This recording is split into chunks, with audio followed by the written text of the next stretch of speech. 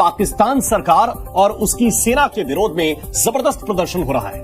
ये प्रदर्शन भारत के विदेश मंत्री और रक्षा मंत्री के बयानों के बाद और तेज हो गया है। ये वो लोग हैं जो लंबे समय से भारत की तरक्की और कश्मीर के मौजूदा विकास कार्यों को देखकर भारत में रहने का सपना पाल रहे हैं, लेकिन पाकिस्तान सरकार के अधीन वो नर्क से बदतर जिंदगी जीने के लिए मजबूर हैं। अब देखिए ना, हर तरफ शोर ही शोर है, हर तरफ शोर ही शोर है। अब ये आजाद जम्मू कश्मीर का आप देख रहे हैं, ठीक है जी, गवर्नमेंट ने सुना वहां पे 2 दिन की छुट्टी करार दे दी है, Friday and Saturday, law and order situation करार देके। ये तो फिर आजाद कश्मीर तो ऐसे ही लग रहा है जैसे मकबूजा कश्मीर है, इंडियन ऑक्युपाइड कश्मीर लग रहा है। Every political party of this country is committed to ensure POK, which is a part of India, returns to India. This actually is our national commitment. क्या पाकिस्तान ऑक्युपाइड कश्मीर की जो सिचुएशन है, इंडियन साइड ऑफ कश्मीर देख करके वहां पर revolt होना शुरू हो गया है क्या? नहीं, ये इस वजह से नहीं हो रहा, लेकिन इस वजह से उसमें इंटेंसिटी में इजाफा जरूर हुआ है कि लोग और गुस्से में हैं। जो कहते हैं तुमने तो हमें सारी जिंदगी ये सबक पढ़ाया कि इंडिया ने कब्जा किया, इंडिया ने कब्जा किया है, हमें तो आप समझ आ गई है इंडिया ने कब्जा नहीं किया। इंडिया तो एक मुआहदा आके हिंदुस्तान के तहत वहां आके बैठा है, उसको तो यूनाइटेड नेशन ने इजाजत दी है मिनिमम फोर्स लेके वहां लॉ एंड ऑर्डर के लिए बैठने की। कब्जा तो तुमने किया है। ये तस्वीरें बता रही हैं कि अब पीओके के लोगों के सब्र का बांध किस हद तक टूट गया है और पीओके कभी भी हिंदुस्तान में मिल सकता है। आजाद कश्मीर के अंदर जो प्रोटेस्ट हो रहे हैं, क्यों हुकूमत उनको प्रोटेस्ट नहीं करने दे रही? क्यों समझ लिया हुकूमत के इनके साथ जो है वो डंडे के साथ सलूक करेंगे तो ये ठीक रहेंगे? आपकी शायद आवाज पड़ोस वालों ने सुन ली है। वो 71,000 जॉब लेटर, मैं समझता हूँ हिस्ट्री, मैं आज तक पहले इस तरह की खबर मैंने नहीं सुनी। लेकिन ये मैं हमेशा ये कहता हूँ, कुछ कॉपी करने की कोशिश कर लो, चलो कोई तो खबरें तो सुन लो यार, शर्म ही आ जाए हम लोगों को। करना तो दूर की बात है, खबरें उनके। पीओके में पाकिस्तानी आर्मी की फ्रंटियर कॉर्प्स और रेंजर सेना की लामबंदी को लेकर के बड़े पैमाने पर विरोध प्रदर्शन शुरू हो गया है। दरअसल यहां जेएसी ने अपनी मांगों को लेकर के 11 मई को पीओके के मुजफ्फराबाद में एक प्रोटेस्ट मार्च निकालने का ऐलान किया और इसके मद्देनजर वहां की राज्य सरकार ने सीएफ और पंजाब पुलिस की अतिरिक्त टुकड़ियों की मांग की है। राज्यों ने बाहर से सेना तैनात करने और सख्ती से स्थिति से निपटने की योजना बनाई, जिसके चलते प्रदर्शनकारी भड़क उठे। और ये सीधा सीधा इल्जाम लगा देना। मैं अभी देख रहा था कि जो आईजी साहब हैं आजाद कश्मीर के, उन्होंने इल्जाम लगाया जी इंडियन इंटेलिजेंस एजेंसी के पेरोल पे जो मंसूबे कर रहे हैं। उधर कश्मीर में भी, मकबूजा कश्मीर में भी कहते हैं जी पाकिस्तानी इंटेलिजेंस एजेंसी के पेरोल पे है। इधर इन बेचारों को कहा जाता है ये इंडियन इंटेलिजेंस एजेंसी के। अच्छा, एक चीज है, आप अगर लोगों को बात ही नहीं करने देंगे, घर से निकलने ही नहीं देंगे, आप लोगों को कुछ प्रोटेस्ट ही नहीं करने देंगे, एंड देन आप जो दूध एंड शहद की नहरें भी आप नहीं बहा रहे, आप कुछ ऐसा भी नहीं कर रहे जिससे लोग सेटिस्फाई हो, मुतमईन हो।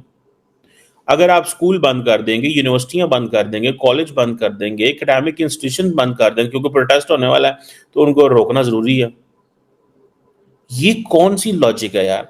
लेकिन इतने ज्यादा प्रीएम्प्टिव मेजर लेना कि आप आजाद कश्मीर के लोगों को कहो कि पायन तुसी घरों बाहर ही नहीं निकल सकते, हम आपको जो है ना जैसे हमारे पंजाबी में कहते हैं तो लम्या पाला, तो मतलब ये तो फिर कोई बात ना हुई। ये तो आप ये समझें कि ये जिसे ये बड़ी अहम चीज़ है। मैं आपको इसमें एक अगर आपने यही करना है लोगों के साथ, देन होगा क्या? देन आप how can you raise fingers at others?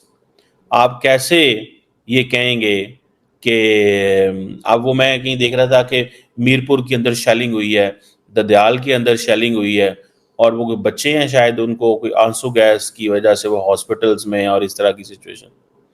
उधर तालिबान जो हैं बच्चों को उधर मार रहे हैं कि तुम स्कूल ना जाओ, कश्मीर में आप प्रोटेस्ट करने वाले बच्चों को मार रहे हैं, जो है वो करें, आंसू गैस फैलें। ठीक है जी, तो ये कौन सी अक्लमंदी की बात होगी? अब जी वो मीरपुर में, कोटली में, भिम्बर में, हवेली में, ये बहुत सारे, नीलम, जेलम वैली, ये सारे इलाके के अंदर जी हमने सेक्शन 144 इम्पोज कर दी। अभी सेक्शन 144 इम्पोज करें, लेकिन बिल्कुल ही लोगों को निकलने ना देना, लोगों को निकलने देना और कहना कि आप कुछ भी नहीं कर सकते। उसमें इंटेंसिटी में इजाफा जरूर हुआ है कि लोग और गुस्से में हैं। जो कहते हैं तुमने तो हमें सारी जिंदगी ये सबक पढ़ाया कि इंडिया ने कब्जा किया, इंडिया ने कब्जा किया है, हमें तो आप समझ आ गई है इंडिया ने कब्जा नहीं किया। इंडिया तो एक معاہدہ لا کے ہندوستان کے تحت وہاں آ کے بیٹھا ہے, اس کو تو یونائٹیڈ نیشن نے اجازت دی ہے منیمم فورس لے کے وہاں لا اینڈ آرڈر کے لیے بیٹھنے کی, قبضہ تو تم نے کیا ہے. اور اگر انڈیا قابض ہے ایکسکیوز می, تو مجھے یہ بتائیں کہ قابض جو ہوتا ہے وہ ہوتا ہے جو لوٹتا ہے, جو گنجا کر کے رکھ دیتا ہے. معاف کیجیے گا آپ کے سر پہ بھی بال نہیں ہے, لیکن مطلب ہے کہ کہنے کا مقصد یہ ہے کہ جو بالکل ہی صفایا پھیر دے.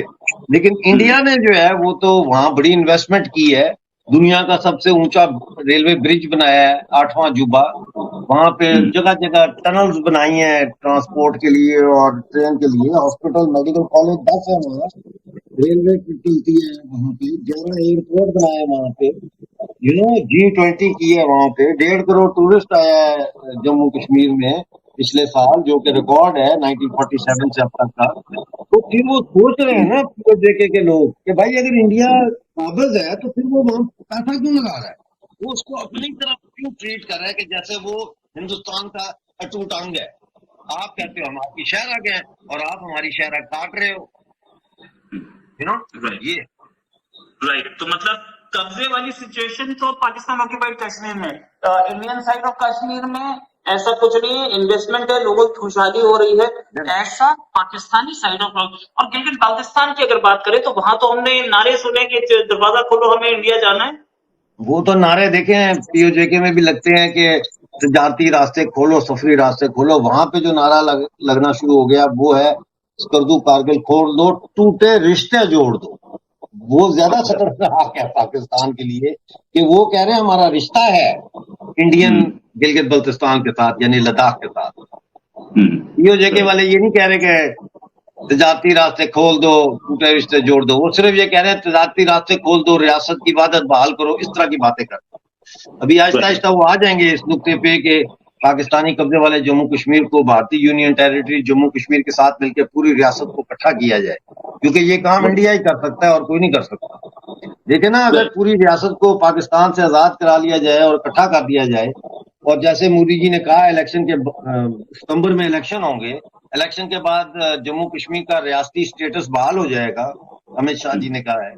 جب وہ بحال ہو جاتا ہے اور ادھر سے یہ پاکستانی کشمیر اور گلگت بلتستان بھی جڑ جاتے ہیں جموں کشمیر اور لداخ کے ساتھ, تو ریاست تو آ گئی نا, اسٹیٹ تو بحال ہو گئی. اب مسئلہ رہ جاتا ہے کہ اسٹیٹ کا انڈیا کے ساتھ جو معاہدہ ہے وہ کیا ہے اور اس کی نوعیت کیا ہے. اس کے لیے ڈیموکریٹک پروسیس موجود ہے, آپ کا سپریم کورٹس موجود ہیں جہاں پہ آپ اچھے وکیل ہائر کر کے تو اس کو کلیریفائی کر سکتے ہیں. اسی طرح سے